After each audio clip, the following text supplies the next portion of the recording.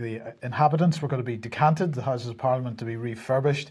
But an interesting story appearing right across the mainstream media today, Patrick, and that is that there appear to be a number of Freemasonic lodges at work and in Westminster for politicians, but more interestingly, for journalists. For journalists. So imagine this, a Freemason lodge for journalists who work in Parliament.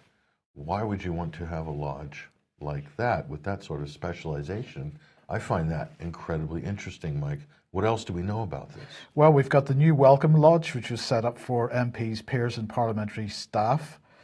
We've got Guardian there. We've got the United Grand Lodge of England saying that they're denying that there was any incompatibility between being a journalist or a politician and being a Freemason.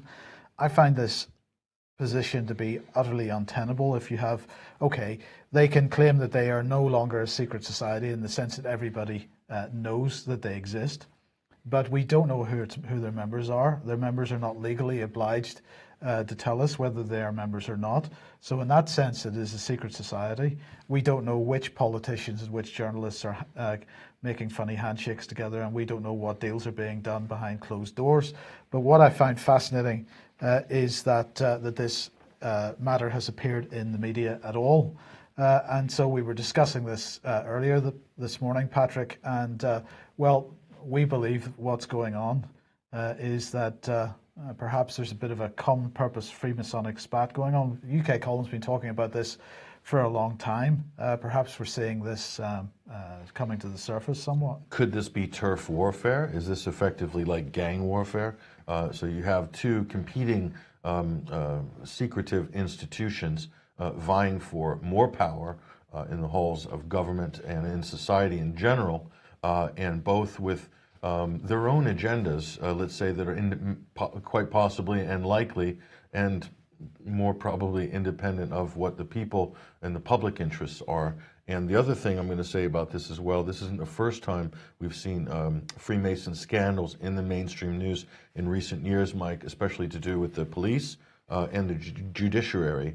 And what they found was that organized crime working through Masonic lodges was able to infiltrate the highest levels of the British justice system. And why is that, Mike? Because organized crime and Freemasonry are both sworn to secrecy. So in other words, it was impossible to find out what was going on because nobody was talking. So this is a recipe for disaster in terms of, you know, a functioning democracy. And I think that story, which came out, I think it was last year or the year before, really demonstrated that. But that is the problem. So when you have journalists colluding, editors, journalists, politicians, owners of publications, editors of publications in the same lodge as policymakers, journalists with their own lodge, this is all happening kind of under the radar, Mike. It does raise a lot of questions. The United Grand Lodge of England said that the Gallery Lodge had 45 members, the Alfred Robbins Lodge had 18, the New Welcome Lodge had 40 members or so.